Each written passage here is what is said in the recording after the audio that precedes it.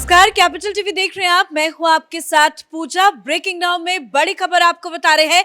High court में अरविंद केजरीवाल को लेकर सुनवाई चल रही है। ईडी की याचिका पर सुनवाई अभी भी जारी है, लेकिन कोर्टरूम के अंदर जमकर बहस भी हो रहा है। लेकिन ईडी जो दलीलें दे रही है वो केजरीवाल के लिए मुसीबत पैदा करने वाला है। ईडी की तरफ से बार बार ये कहा जा रहा है कि केजरीवाल को लेकर पुख्ता सबूत है, लेकिन कल जिस तरह से दिल्ली की राउज रेवेन्यू कोर्ट ने फैसला सुना दिया, उसको लेकर भी सवाल खड़े हो रहे हैं। जज को लेकर ईडी के वकील ने बड़ा खुलासा कर दिया है। तो हाईकोर्ट के अंदर क्या कुछ चल रहा है बताएंगे आपको। मेरे साथ जुड़े हैं कैपिटल टीवी के editor in chief doctor Manish Kumar. सुनवाई अभी भी जारी है, क्या कुछ चल रहा है कोर्ट के अंदर? देखिए, सुनवाई के दौरान ईडी के वकील ने बाकायदा एसजी राजू ने जो कल जिस जज ने जो जजमेंट दिया है उनकी पूरी पोल पट्टी जो है खोलने का काम कर रहे हैं ये लोग। उन्होंने बताया है कि किस तरीके से उनकी कोई सुनवाई नहीं हुई। ऐसा लग रहा है कि उन्होंने कुछ ध्यान ही नहीं दिया, डॉक्यूमेंट्स तक नहीं पढ़े, हमें टाइम तक नहीं दिया। और जिस चीजों को हम कह रहे हैं कि भाई ऑथेंटिक है, जो बेल के दौरान जिसके ऊपर ध्यान देना चाहिए उसके ऊपर ध्यान भी नहीं दिया। कई सारे आरोप लगे हैं और मनोज सिंघवी साहब इस वक्त जो है केजरीवाल को डिफेंड करने के लिए अपने आर्गुमेंट्स दे रहे हैं। उनका ये कहना है कि बड़ा अनफॉर्चुनेट है जज के खिलाफ इस तरह की बातें जो है कोर्ट के अंदर हो रही है। लेकिन एसजी राजू ने आज कोई जो कह सकते हैं कि कोई कोर कसर नहीं छोड़ी। क्या क्या आरोप लगे हैं जज के ऊपर जिन्होंने केजरीवाल को बेल दिया? The court has not gone through the documents. सबसे बड़ी चीज कि हमने जो डॉक्यूमेंट्स दिए वो डॉक्यूमेंट्स इन्होंने पढ़ा ही नहीं। It is the duty of the court to consider the documents. You say the documents are irrelevant. How can you say it is irrelevant without going through it? आप पढ़े भी नहीं और आपने ये कह दिया कि भाई ये डॉक्यूमेंट्स जो है इररिलेवेंट है। बिना पढ़े किसी डॉक्यूमेंट को आप कैसे इररिलेवेंट कह देंगे? और फैसला आपने सुना दिया कि चलो भाई बेल दे देते हैं। आगे क्या ईडी की तरफ से कहा गया?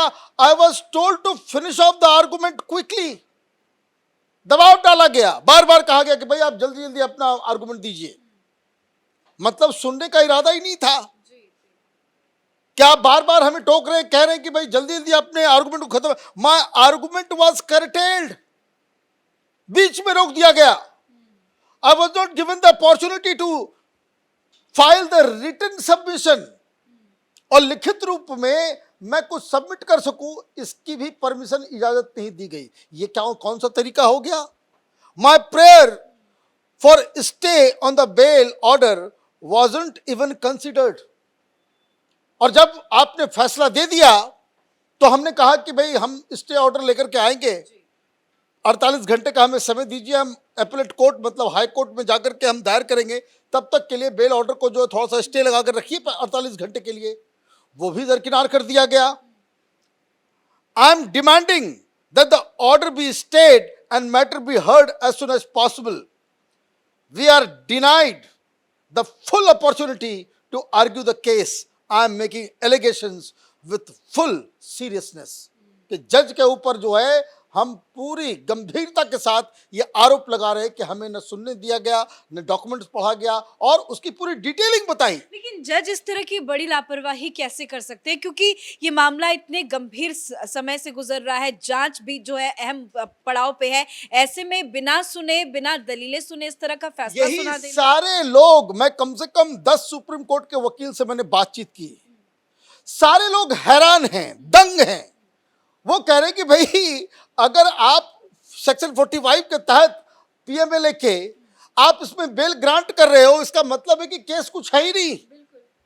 और जबकि सुप्रीम कोर्ट ने मनीष सिसोदिया को राहत नहीं दी, तो सुप्रीम कोर्ट में जो केस, जो घोटाला एग्जिस्ट कर रहा है, वो इस ट्रायल कोर्ट के वेकेशन जज जो इस केस में पहली बार सुनवाई कर रहे हैं, जो उनको पूरी शायद एंटीसीडेंट्स मालूम नहीं हो, उन्होंने फैसला दे दिया। तो ये अपने आप में क्यों कोर्ट ऑर्डर को पढ़ा गया राजू साहब की तरफ से? Kindly have the look at the trial court order. The court order does not hear us, does not look at the documents given by us and says it is voluminous. Court order में ही लिखा हुआ है कि अब उन्होंने पढ़ा नहीं, बहुत ज्यादा डॉक्यूमेंट दे दिया। अरे केस भी बहुत बड़ा है, 3 दिनों से चला आ रहा है, तो आपको सारा डॉक्यूमेंट तो पढ़ना ही पड़ेगा। और आप ये कह रहे हो कि हम इतना वॉल्यूमिनस है, इतना ज्यादा बड़ा है ये कागजात कि हम उसको नहीं हम पढ़ेंगे, और लेकिन आपने उसके ऊपर फैसला दे दिया। कोर्ट सेज बल्कि डॉक्यूमेंट्स हैव बीन फाइल्ड, क्या आपने बहुत बल्कि मैंने बहुत ज्यादा जो है दस्तावेज आपने दे दिए। There cannot be any more perverse order than this. और इसलिए एस.डी. राजू कह रहे हैं कि आप डॉक्यूमेंट्स को ही दरकिनार कर दे रहे हो, आप पढ़ नहीं रहे हो, और उसके बाद जो आप फैसला दे रहे हो, इससे ज्यादा खराब चीज नहीं हो सकती। The court has not gone through the documents, it is the duty of the court to consider the documents. You say the documents are irrelevant. How can you say it is irrelevant without going through it? If you had gone through the documents, you would have known the correct date. और document आप नहीं आपने पढ़ा तो आप अपने judgement में dates भी आपने गलत गलत लिख दिया है। जो कोर्ट ऑर्डर है उसमें गलत डेट है। क्या है? The ASG points that the trial court order mentioned the ECIR, जो ईडी की तरफ से जो FIR दर्ज किया जाता है उसको ECIR कहते हैं, is from 22nd August 2022, but the ECIR was registered on July 2022। मतलब डेट भी आपने गलत लिख दिया।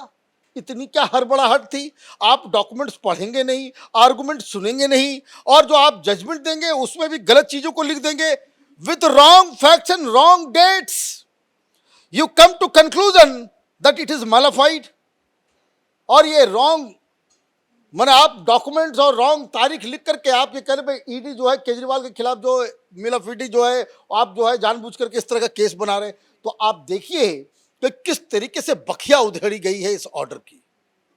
ईडी ने इतने कम समय में इतना प्रिपरेशन किया है, और ऐसा लग रहा है कि अगर समय जब इसके ऊपर पूरी तरह से सुनवाई शुरू होगी आज के फैसले के बाद, तो एस.जी. राजू तो इसकी पूरी के पूरे ऑर्डर की जो है वो, लेकिन ईडी तो बखिया उखेड़ रही है, लेकिन जो केजरीवाल के वकील है वो कोर्ट के अंदर ये कह रहे हैं कि ईडी को इतनी हड़बड़ाहट क्यों है, क्यों जल्दबाजी कर रहे हैं, क्यों हाई कोर्ट आ गए, इस तरह के सवाल क्यों खड़े? देखिए आप उसका कानूनी जवाब तो ईडी देगी, लेकिन मॉरल सवाल भी एक है। क्या इस देश में कोई चीफ मिनिस्टर है तो उसको सिर्फ इस चीज के लिए बेल मिल जाएगा क्योंकि वो चीफ मिनिस्टर है? यही इस ऑर्डर का मेन बिंदु है कि भाई वो चीफ मिनिस्टर है। चीफ मिनिस्टर तो क्या हुआ? आप जो है इस तरह के फैसले से भ्रष्टाचारियों का मन बढ़ा रहे हैं। ये एक मॉरल क्वेश्चन है जो न्याय की परिभाषा में सबसे प्राथमिकता होनी चाहिए। किसी भी जजमेंट का ये बिल्कुल एक उसका हिस्सा होना चाहिए कि आप जो जजमेंट दे रहे हैं उसका पूरे समाज के ऊपर क्या असर पड़ेगा। इसका तो मतलब यह है कि खुला खेल फड़ूकाबाजी कर लीजिए, टेक्निकल और लीगल लूप होल्स निकालते जाइए, और आप जो है इस देश के अंदर में चोरी करते जाइए, भ्रष्टाचार करते जाइए, कभी शराब घोटाला कीजिए, कभी पानी घोटाला कीजिए, जो मन आए सो करते जाएं आप। आपको कोई रोक टोक नहीं है। क्यों?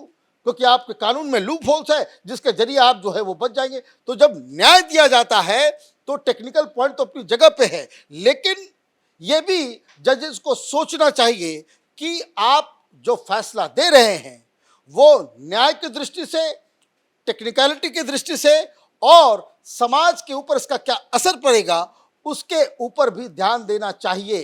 कोर्ट में और भी बहुत सारी बातें कही गई है कि भाई आपने कहा भाई डायरेक्ट एविडेंस, भाई डायरेक्ट एविडेंस तो तब मिलेगा जब आप पढ़ेंगे बहुत सारी चीजों को। तो एक एक करके जो तमाम आर्गुमेंट्स जो जिसके आधार पे ट्रायल कोर्ट ने, जो वेकेशन कोर्ट जो है लोअर कोर्ट ने जो जजमेंट दिया, जो बेल दिया है, उसके ऊपर सवाल उठाया जा रहा है। जजमेंट को पूरी तरीके से एक्सपोज करने में एस जी राजू जो है उन्होंने कोई कोर कसर नहीं छोड़ी है। धन्यवाद सर अपडेट के लिए। तो कल राउज एवेन्यू कोर्ट की तरफ से जो फैसला आया उस फैसले पर अब सवाल खड़े हो रहे हैं, क्योंकि ईडी ने हाई कोर्ट में आज बताया गया कि उन्हें सुना नहीं गया। वो जो दलीलें देखना चाह रहे थे, जो सबूत दिखाना चाह रहे थे, किसी भी बात को, उनकी बातों को ध्यान से नहीं सुना गया दिल्ली के राउज एवेन्यू कोर्ट में। और अब जिस जज ने अरविंद केजरीवाल को कल रिहा किया, उसको लेकर सवाल खड़े हो रहे हैं। हाईकोर्ट में सुनवाई जारी है और जो दलीलें ईडी की तरफ से दी जा रही है, लगता तो नहीं है कि केजरीवाल को कोई राहत मिलेगी। इस बड़ी खबर में मेरे साथ फिलहाल इतना ही। कैमरा पर्सन रवि के साथ मैं पूजा, कैपिटल टीवी।